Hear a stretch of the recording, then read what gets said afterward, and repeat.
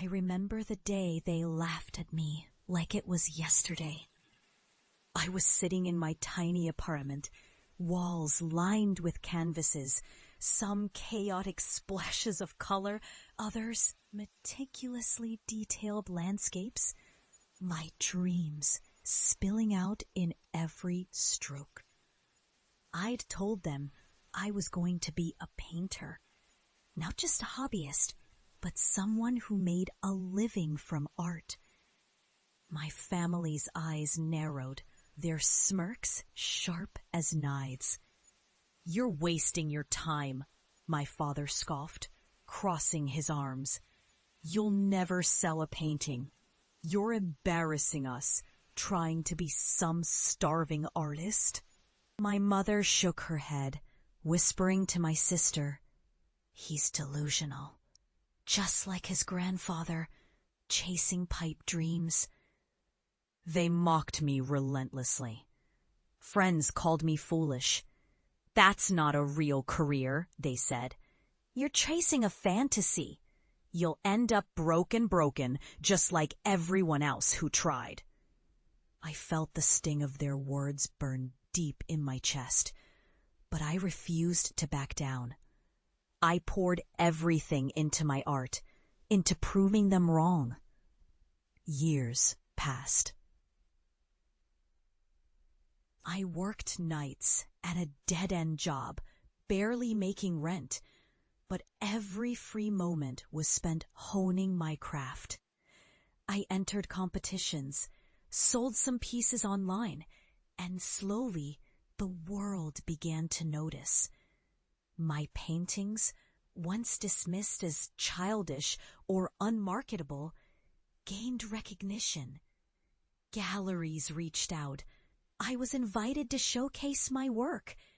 I became more than just a dreamer. I became a painter. But redemption wasn't enough.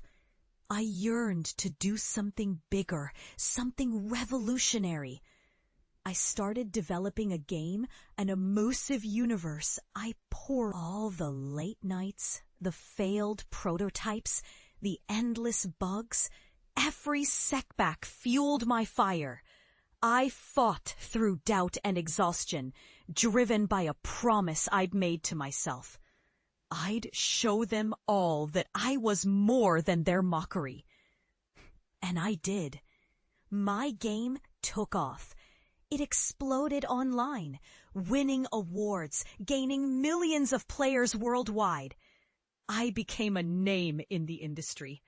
I'd built a life that shattered every ounce of their skepticism. I was no longer a laughingstock. They were the ones who failed to see the fire inside me. Then, one day, I decided it was time to go home. Not just to visit, but to show them what I'd become. I wanted them to see the man I'd become, not the boy they ridiculed. I hadn't told anyone I was coming. I wanted it to be real, raw, unfiltered. The house hadn't changed much. The same peeling paint, the same overgrown yard. I parked across the street and watched for a moment, heart pounding. I stepped out, clutching a portfolio of my paintings and a USB containing my game's latest build. You can cut the rest of the quote. As I approached the porch, I could hear their voices inside. Laughter, chatter, the familiar hum of a life I'd long left behind. I knocked. The doors swung open, and there they stood. My father, mother, sister, all frozen in disbelief. Their faces shifted from surprise to shock as they saw me. I felt the weight of years pressing on me, but I kept my voice steady. "I'm home," I said, "and I've come to show you what I've built." They looked at each other, unsure.